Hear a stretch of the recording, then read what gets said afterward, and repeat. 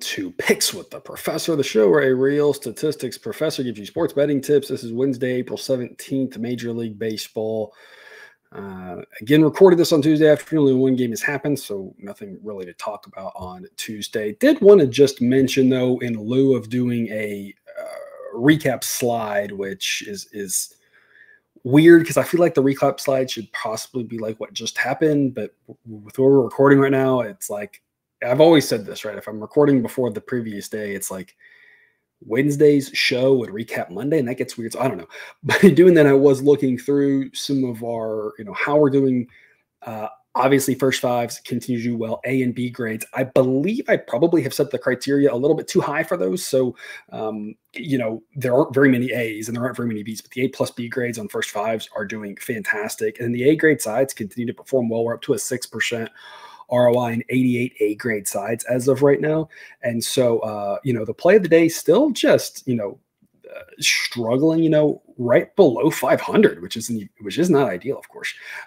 But, we'll get that turnaround. That's a pretty small sample size. Thankfully, great sides since you do well. Most of the plays of the day come from those, and that'll follow along. So if you're looking for all that information, all the first five run line summaries, play of the day, Discord chat, where we have a lot of fun, look out for each other, help each other, chat with each other, entertain each other, all sorts of goodies there. 10-day free trial to start you out on Dub Club. QR code there, QR picture thingamabobber there, link in the show description. Please check that out if you have not yet.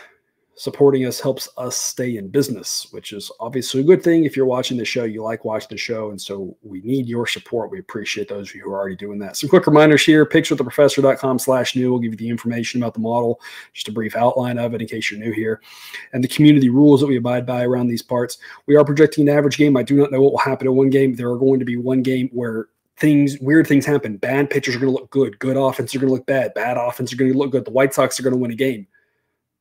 Eventually, probably they'll win another game. Don't know when. Weird things will happen in one game. We're talking about the average game. What does that mean? We're working with probabilities. Anything is a good bet if it's priced right. And why is that? It's the reason why. And I think so far it's been a little bit weird. And some of you are like, man, I've seen this before. And I know it's weird. I don't think it'll continue. I think this won't happen all season. But there are sometimes weird seasons where things happen. So you never know. But all that to say, the A grades do better than the B grades. Why is that? Not because those teams win more often. On average, the teams win about what we think. We have a fairly well-calibrated model. Now, I'm always looking to improve that. I'm always trying to catch where things are wrong. There's some in-depth details about how you can have a set of 100 picks and you say they win 55% of the time, and they do, and that doesn't necessarily mean that you can't improve on that, even if 55 of 100 do it. And it's complicated, and it gets like, even me, I have to this is my area of expertise, and I have to stop and be like, wait, what are we doing here? So it's not that simple, but I'm always trying to improve that. But the bottom line is, because the teams win roughly at the percentage that we think they will, the price is what matters and helps you be profitable or not. That's how every single person who does this for a living operates. All the professionals, all the sharps that you hear, there's no such thing as a sharp side. There's a sharp number that they will play any side at. And the reason that is because we can look at a game and say, we know on average what's going to happen.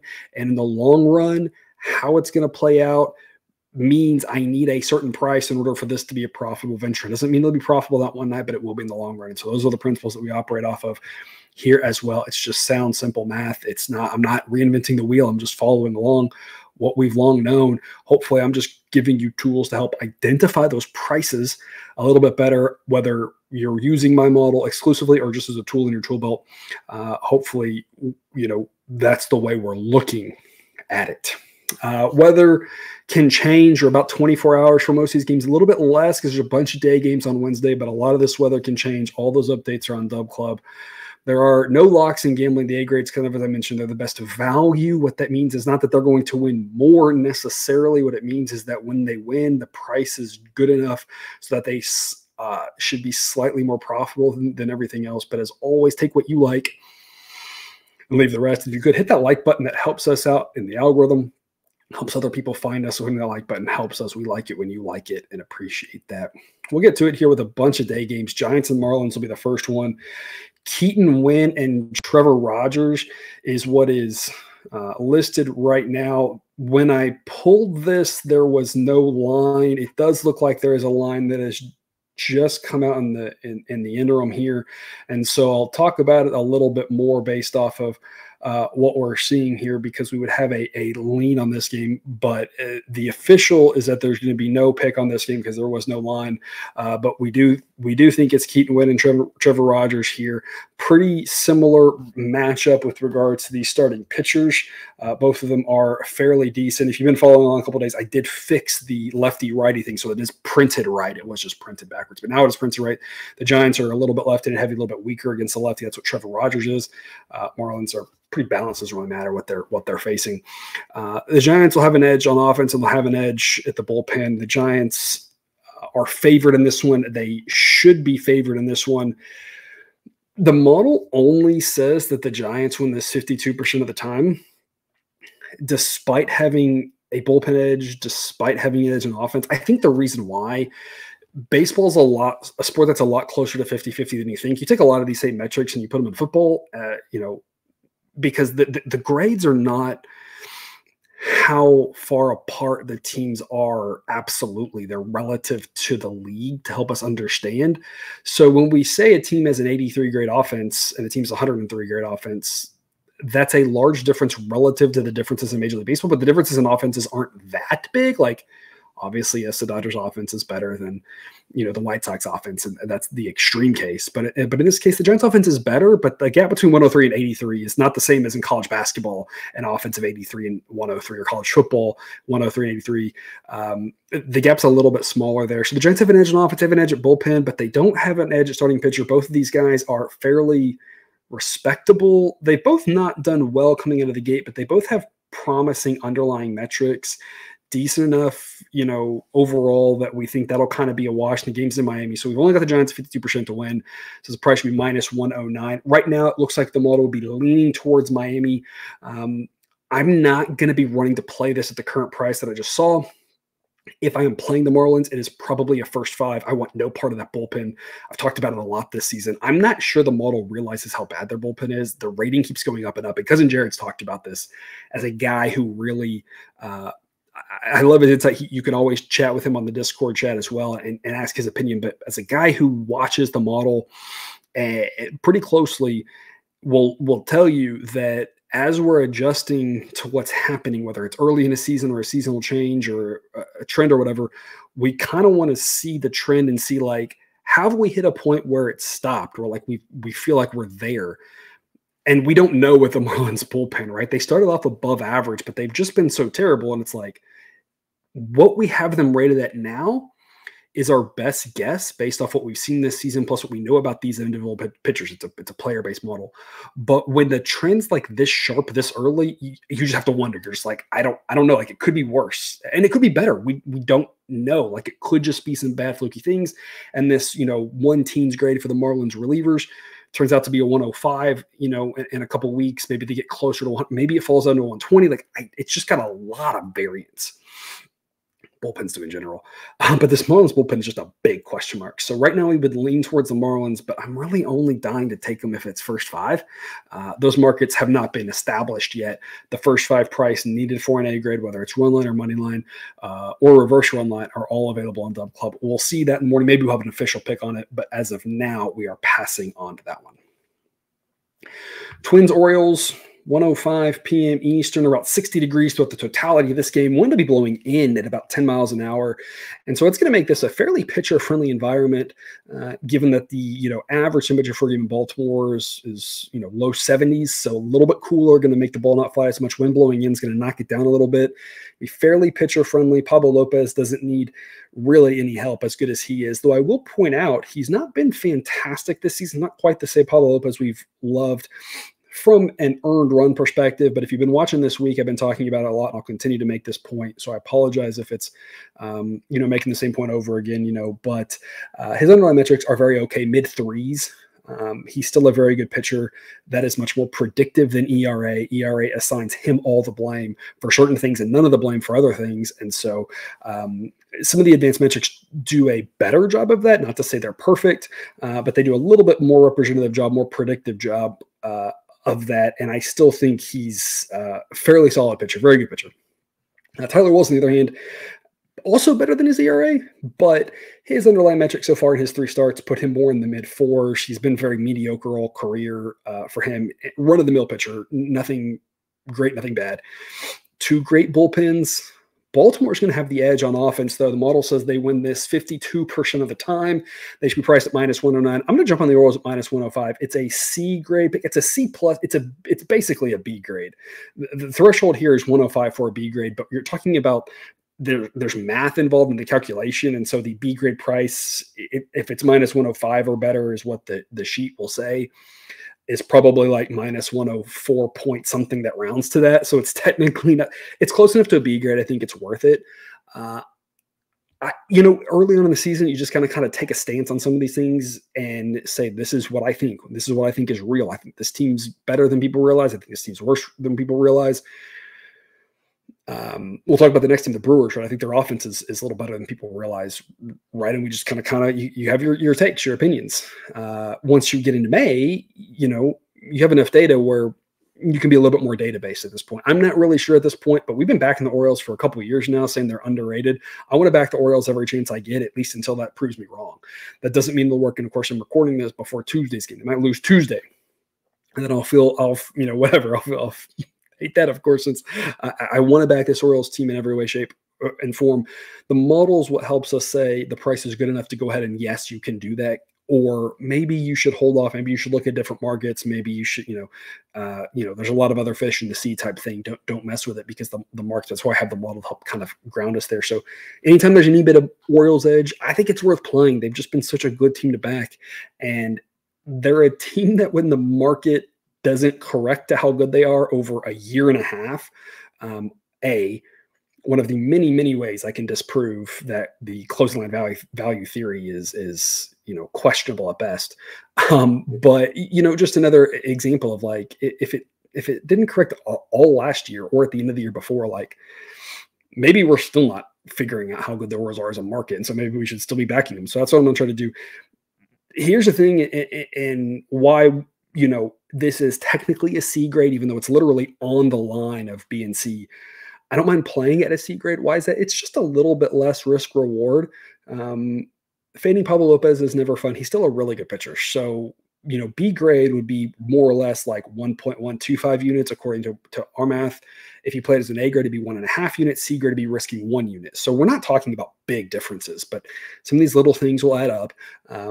I'm going to keep it at a C grade here just because I think the Orioles are a smart pick. I want to be backing them, but I'm not going to invest heavily in fading Pablo Lopez. Hopefully that makes sense. You take something good from that. Padres and Brewers, again, I think this Brewers offense is probably better than people realize. They've looked really good. They're coming around. They're trending upward. They're still not as good as this Padres offense. And this one, roof closed, probably a fairly chilly day in Milwaukee, around 60 degrees. Michael King and Freddie Peralta. King has been sketchy for San Diego, low 4 in the ERA, but the underlying metrics are a big concern. And so here's a situation where the Brewers could potentially put some runs up on the board, given his underlying metrics. Freddie Peralta, on the other hand, is phenomenal for Milwaukee. 3 great starts, underlying metrics align. He's one of the better pitchers in baseball. So the reason there's no pick or anything on this one is we have not confirmed Freddie Peralta. We don't know if the Brewers are going to go with him or if they're going to have him go on Thursday, or maybe they're off Thursday. I don't know, the next day, whenever they play next. So this projection that you're seeing is for Freddie Peralta. If it's not him, we'll have an update on that up for Dub Club and an official pick projection recommendation either way tomorrow morning, or if you're watching this on Wednesday morning, you might already have that information. If it is Peralta, though, the model says the Brewers should win this 58% of the time, that the Padres offense is better, but not by a bunch. Wash on the bullpens, both very respectable, both very okay. But the home edge plus the Freddie Peralta edge would make the Brewers decent favorites. But again, we're still waiting to see who's actually starting for Milwaukee at this point.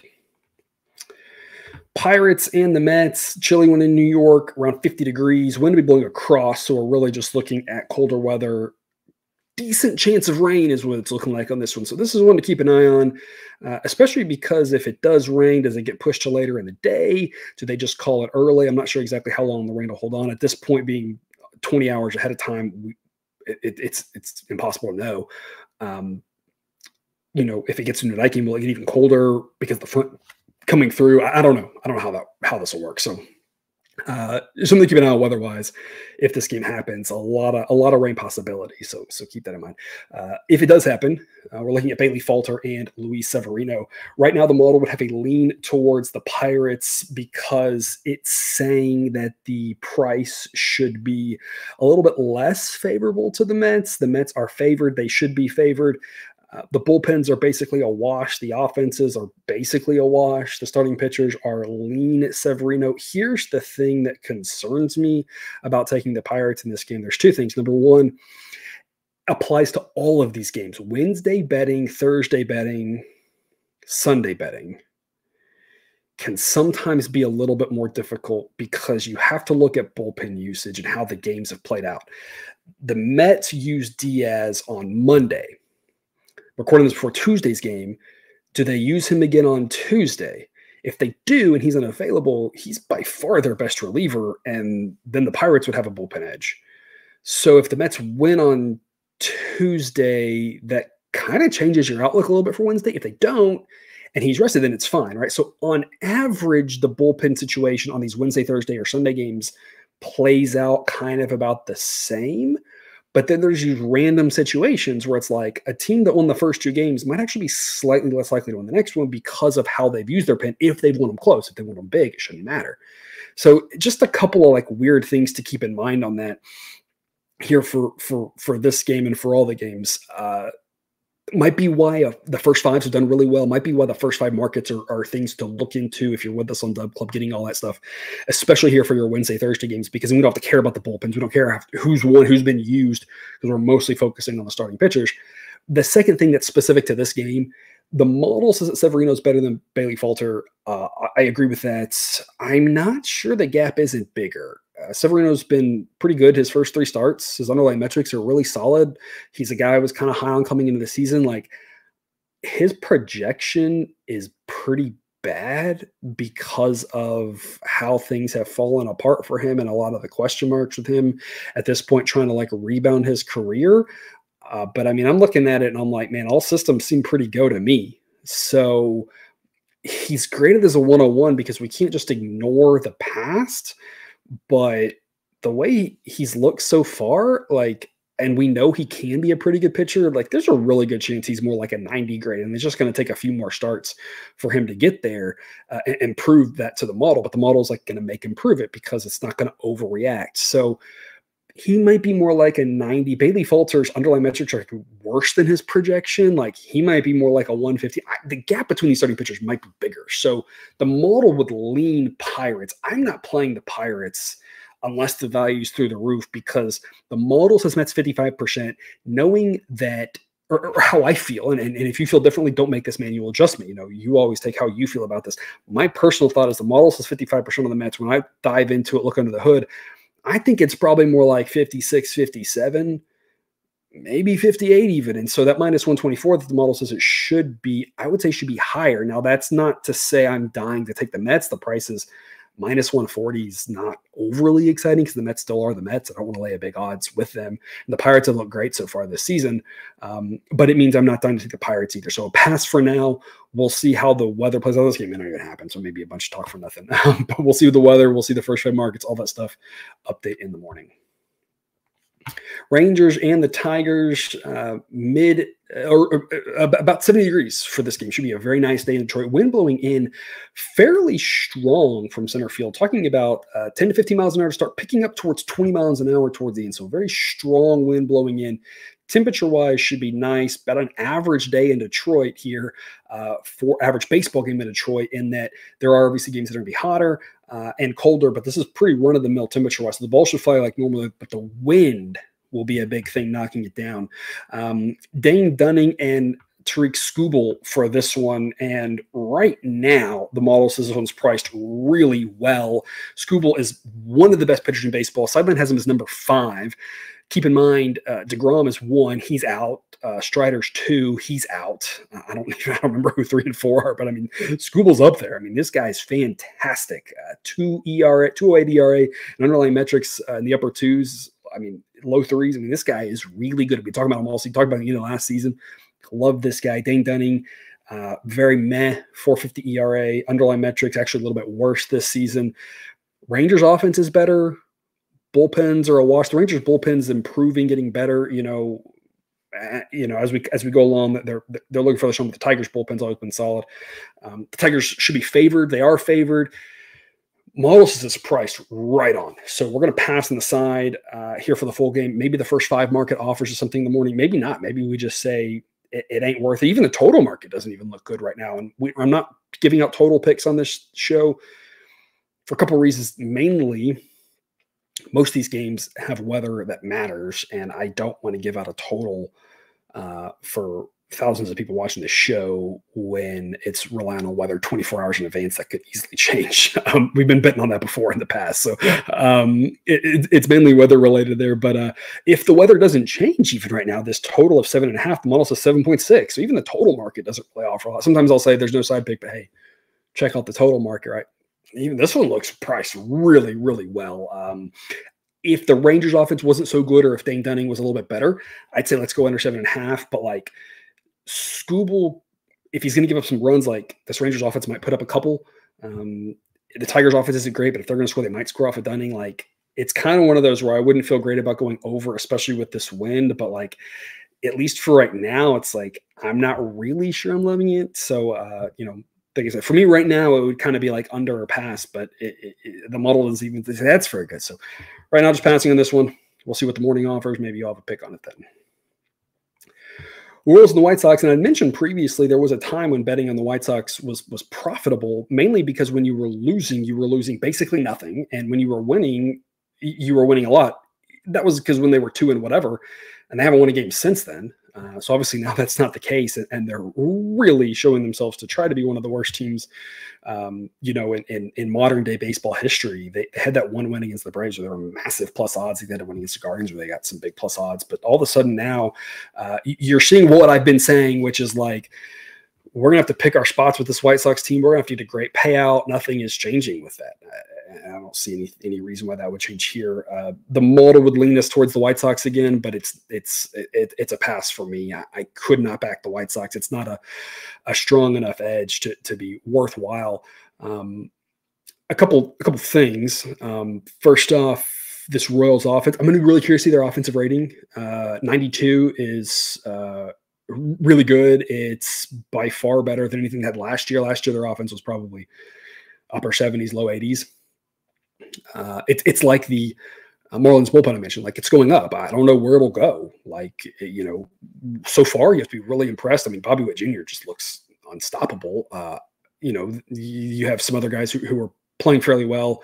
Melendez maybe a little bit over his head. Even if those guys keep performing, this offense will keep going up.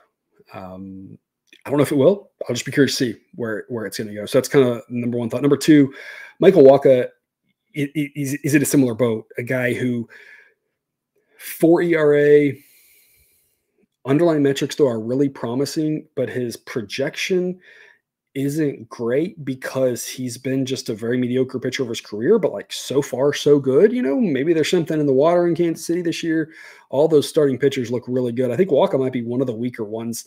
He's either the weakest or one of the weakest. And, so the gap here between the starting pitchers may be even bigger than the model realizes. I'm not really sure. Maybe Michael Wacha at the end just turns out to be an average pitcher at this point. A lot of question marks in this game, I think. Eric Fedde, probably not great. Has done okay so far, but his FIP is in the 7s, so that's a little bit of a concern. The Royals bullpen needs to be improved if they're going to contend. So far they're doing it, but if they want to keep it up, model says the Royals are favored. They should be favored.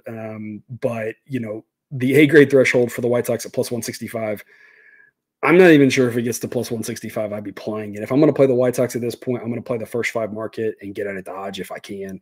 But the Royals are a team that the model's just trying to catch up to. Like, they're better than we all thought. There's probably, out of 100 people, there's probably 2 or 3 that thought the Royals might be good this year.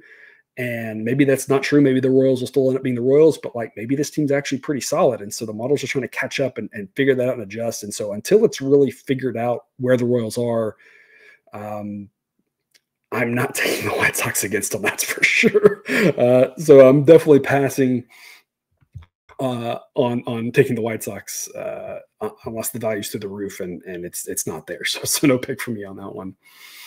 Afternoon game in Houston, 2:10 p.m. Eastern. Braves of the Astros, predicting the roof to be closed. Sunny, low 80s in Houston. I'll probably make it feel a little bit warm in there. Max Fried and JP France, y'all, a pair of pitchers that have started 3 games and both have ERAs in the 8s. That is incredible.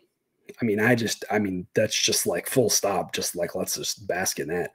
The underlying metrics for both of these guys are much more promising. Obviously for Fried more than France. The underlying metrics for Fried are not as good as what we expected coming into the season, but he's got a 419 FIP. He's got a 380 xFIP. His last start out, it seemed like he at least got things going in the right direction. After that first start, I was like, that's explainable. The second one, I was like, whoa, what's happening? Hold on, let's make sure he's right. Looks like he was in the third one. So maybe he's going to be up against this Astros team that's a very good offense. Depending on who's healthy, who's playing, who's in and out, been ping-ponging around in the top 5 of a couple of these other teams. If you watch day-to-day, it's just jostling around different things. It's just rounding errors, right? And they're all really close. They're all really good. It's a really good Astros offense. Really good Astros offense against lefties. So it's going to be a tough task for Fried in this one, but he is supposed to still be one of the better pitchers in baseball, and he will have it easier than JP France, because while France is not as bad as that ERA either, the underlying metrics for him, while better, are still a bit concerning. I think the Braves are going to be able to score some runs off of them. And then once you get past that, this Astros bullpen, just like the Marlins bullpen, continues to go the wrong direction. Josh Hader getting hit around last night. Abreu doesn't look good. I mean, it's a concern as an Astros fan. That bullpen now ranked number 20 according to Sideline, and just continuing to fall. Where's the bottom going to be? I don't know. So you've got a pretty big starting pitcher edge and pretty big relief pitcher. You're going to have an edge pretty much every inning for the Braves here, unless they get blown out and then they're just throwing garbage pitchers. So the offenses will neutral out, but the pitching just favors Atlanta so much. As well, the model says they win this 61% of the time. I think the Braves at minus 143. It's a B grade pick. 139 is the A grade threshold. So if you can get 140, you can probably say close enough. Let's take them there and play it as an A grade. But the Braves, it's Braves or pass on this one. You can also look first 5 market, especially with that big starting pitcher discrepancy. But I'm going to say the same thing I said about Wednesday's game that I said about Monday's game, which is, yeah, the starting pitcher discrepancy favors the Braves, but so does the bullpen. And so having those extra few innings to eliminate the variance might work out in our favor. And that's how Monday's game played out. We can talk about Tuesday's. It hasn't happened yet, but Monday's game was 2-1 after 5. And if you play Braves first 5, you eked it out.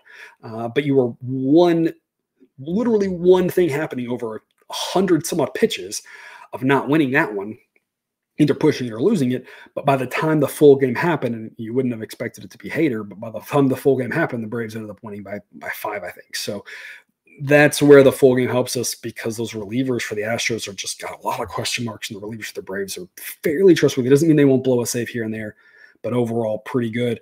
But folks, always shop around. Minus 143 B grades the price I'm locking in. But if you have multiple books at your disposal, you might find that minus 140 to get you the A grade.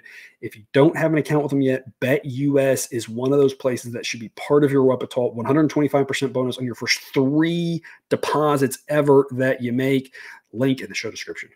BetUS, America's favorite sportsbook and casino. Live betting and racebook. We're celebrating 30 years with a historic offer. A 125% sign-up bonus on your first 3 deposits. Plus 10% gambler's insurance. Get started today. BetUS, where the game begins.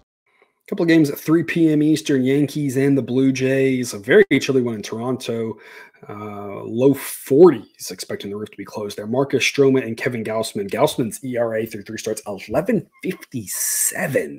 Obviously, he was coming into the season, battling a minor aggravated injury type thing. And so far not looked great with the results, but the underlying metrics are like, don't cry just yet if you're a Blue Jays fan. xFIP of 419. Obviously, you're hoping for better than that, but there's at least hope for him to get back to ace level. Now, so far, you have to be concerned enough that maybe he won't be, Cy Young level, but he still can be ace level for sure, and we still think he's a very good pitcher, despite some struggles early. Stroman's looked fantastic for the Yankees. If you're a Yankee fan, you have to love what you've gotten from him. Underlying metrics put him more in the mid-threes. The projection's still a little bit higher than that because he's been a little up and down over his career. But if he keeps pitching like this, he's going to be down there in the 80s as well because it's been great so far for him. Wash with the relievers. Yankees, of course, a better offense. We've been talking about that all week. But for right now, another game we're going to pass on. Model says it's priced very well in this one. So we've got the Blue Jays are priced at -110. Model says it should be -108. Yankees are even money. Model says it should be +108. So right now it's just priced so well that there is not a discernible edge in this one. Nats and the Dodgers, a nice afternoon in Los Angeles. And this is one that might play a little bit hitter friendly for the Dodgers, who don't necessarily need any help offensively. Low 70s, wind to be blowing out to right field. They've got a handful of lefties. They're a little bit more left-handed heavy, and those lefties are going to love that wind. A couple of warning track fly balls I saw in that park last night. I don't remember even who hit them, but those are getting out now to right field here with about a 10-mile-an-hour wind. So a little bit of a boost to the bats.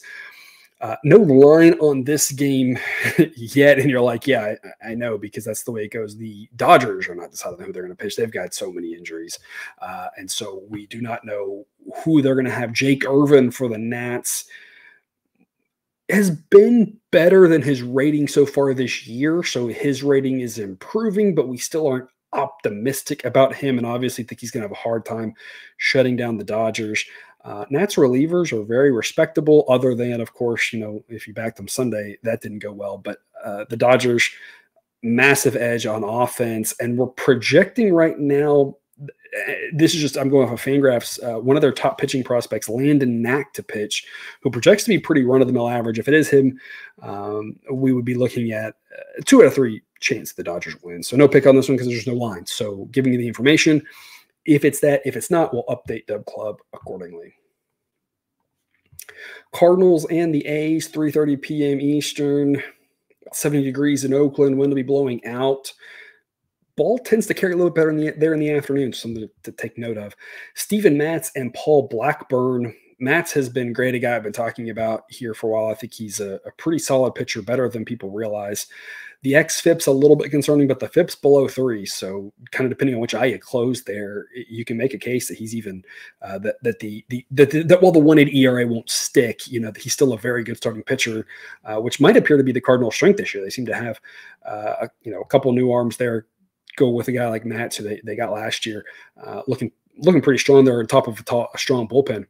The A's will throw Paul Blackburn, who we know the 0 ERA won't stick, but his underlying metrics are good. He's been a guy we've liked and backed. The model is leaning us to the A's. A couple of notes on this one. No pick right now. We would have a C grade on the A's. The current price is +143. The model says it should be +132. The B grade threshold for the A's is +138. A grade threshold +152. Want to see the run line on this one. The A's +1.5 could be pretty appealing. The model might look at it and say we're expecting a few more runs in the day. Maybe that's not as appealing as a first 5 market. We avoid the A's bullpen, and kind of what I mentioned earlier already, talked about a lot with the A's. Mason Miller, if he's pitched or not, matters. And so recording this before Tuesday's game happens. And I'm doing that because some of you are like, why don't you record later? Well, 2 little kids, and I'm not going to wake up at like 4 a.m. to record, because then I wouldn't know what happened the night before because I would be barely awake. So if I record in the morning, I've thought about it. We may end up doing it, but like the show's not going to get out till about 10 a.m. Eastern. And so if you're on the West Coast, you're like, great, that's fine. But if you're on the East Coast, that's like a little bit later in the day. So we're kind of in a rock and a hard place between when we record on this based off of, my personal life. And so I just don't know what's happening. If he's still in like 2 innings and he's out, like A's first 5, I wouldn't go full game. But I don't mind backing Blackburn. I don't mind backing Mats either. I wish we could play an under, but I'm a little bit concerned about the weather here. Like, this is not going to play like a hitter-friendly ballpark, but it won't play quite as pitcher-friendly. Obviously, there's miles of foul territory there, which helps the pitchers. But it's going to be a day that you might see some runs in Oakland, which isn't something you can always say. So I'd like to back both these pitchers with an under. I don't think I can based off the weather. I'd like to back Blackburn. Maybe it's first 5. I hate fading Mats in the first 5, but it just all depends on the price. And so, again, official recommendation will come to Dub Club in the morning. Cubs and the Diamondbacks, 3:40 p.m. Eastern. Again, a ton of afternoon games here on Wednesday, only 3 night games. Warm one in Arizona, upper 80s, so projecting the roof to be closed there. Jordan Wicks and Brandon Pfaadt. Wicks has been much better than his ERA, so don't be deceived by that 5.68 ERA. The underlying metrics say he's been a lot better. And in fact, if he continues to pitch the way he's pitched this season, his grade's going to be down in the 90s soon enough. Brandon Pfaadt, very similar story. Much better than his 6.48 ERA. Underlying metrics actually are better than his projection. And so another guy that if both these guys keep doing what they're doing, their ERAs are going to come down, their projections are going to come down. They're doing good. If you're the girlfriend or wife or parent of one of those dudes watching this show, A, welcome. B, I think there's a lot to be encouraged about by both Wicks and Pfaadt. I think they're both okay. They just got to keep doing what they're doing. It's kind of a wash there on the pitchers. Diamondbacks have a little bit better bullpen. Offense, it's kind of a wash. I mean, this is kind of a Diamondbacks maybe an edge at the pen in their home, and that's really what it boils down to. So the model says they win 54% of the time. That means Diamondbacks minus 112. Official B grade pick for us here. Minus 107 is the A grade, so we're a nickel away from the A grade threshold. But I think the Diamondbacks make sense to back here at this price. Again, though, the bullpen stuff is something to keep an eye on based off how Tuesday's games go into Wednesdays. Last afternoon contest of the day is the Reds and the Mariners, 4:10 p.m. Eastern. It'll be a slightly chilly day in Seattle. Wind will be blowing in. And again, they do not have a way to prevent that. But the official pick on this one is our play of the day. Andrew Abbott and a sparkling 2.60 ERA will go up against Bryce Miller, who has an even better ERA. Play of the day over there on Dub Club. Again, link in the show description to get access to the information and play for that one. Rockies and the Phillies, 6 p.m. Eastern. Ryan Feltner and Christopher Sanchez. Sanchez is a guy the models liked and been touting for quite some time now. 92 grade, 3.52 ERA. Underlying metrics suggest even better performance in that. So a guy who's even pitching better than the model has expected versus Ryan Feltner, who, as I think I mentioned last time, might be the Rockies' best starter at this point. Everything he's done has been fantastic. So you have to be pleased with him if you're a Rocky supporter. He's been really good, and a guy that I don't really want to fade him because I think he's very respectable on the road, getting out of course. He should be able to pitch fairly well. This Phillies offense isn't great. Of course, the Rockies offense isn't great either, and the Phillies have a massive bullpen edge. The Phillies are big favorites on this one, but there's actually no edge, and it's a little bit of a surprise because we do love to fade the Rockies on the road. I think we're not fading them on the road here because of the fact that the model believes in Ryan Feltner, and apparently the rest of the world doesn't seem to. I'm not really sure why. But the current price for the Phillies is minus 210, which is actually pricier than the current, or than what the model says of minus 208. So the price isn't good enough to back the Rockies, but here in the Wednesday's game, it is definitely not good enough to back the Phillies. If you're going to back the Phillies, you might look at the -1 market, the run line market. But based off what I'm seeing on the money line, my hunch is that market's not really any better. So this might be a game where we aren't able to really find an angle on the side market. Might find one on the total market based off of what the weather's looking like. So something to keep an eye on there. 6:50 p.m. Eastern, Angels and the Rays. Reed Detmers and Zach Littell. Both of these guys have ERAs in the low ones. It's obviously been a fantastic start to the year for both these guys. Detmer's underlying metrics have been phenomenal. Suggest no fluke about it. He has been really good. That doesn't mean he can continue it, but it's not like the ERA has been blind luck. He's pitched really well. And, obviously his aims at continuing that. I'm not sure he can pitch quite this well, but I mean, it's been aces for him. Littell's also been really good for the Rays.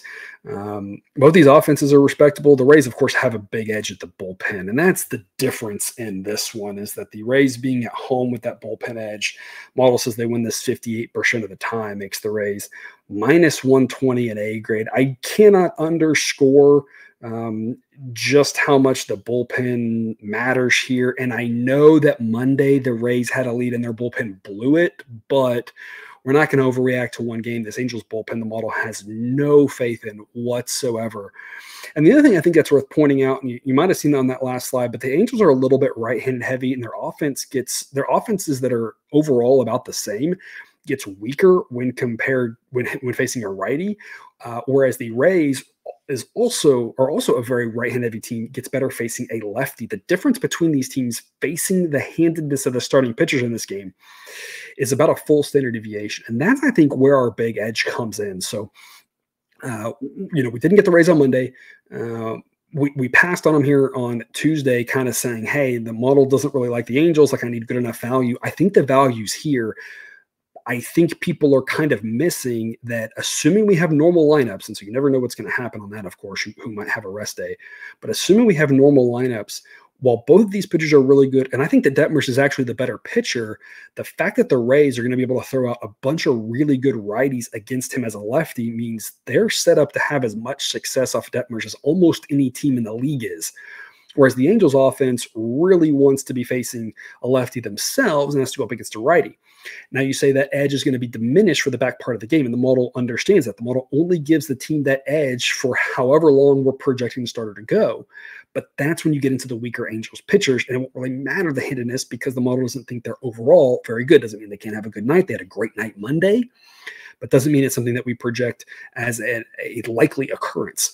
And so for that reason there, I think we're getting a good edge because the Rays will have an edge batting throughout this game, much more than you would initially think if you just looked at said Detmers is probably the better pitcher.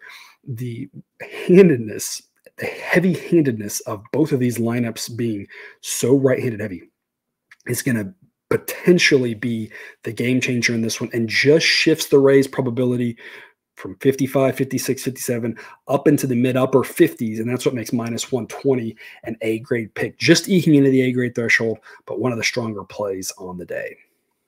And then wrapping us up, no late games, just the 7:10 p.m. Eastern with the Guardians and the Red Sox. According to the model, the strongest edge of the day, I believe right now, and there's a handful of games in other lines we've already covered, but one of the strongest edges that goes to this one. It'll be very chilly in Boston, mid-40s. Wind will be in or across, something to keep an eye on there. But the wind matters a little bit less than Fenway. Fenway is just high variance. It's just going to be a park that might have 16 runs or 4. You just never really know what you're going to get with those weird dimensions. But the ball won't carry. I'm not sure it matters how much it carries if you're hitting a pop fly over the green monster, right? So it kind of just depends on where you're hitting the ball.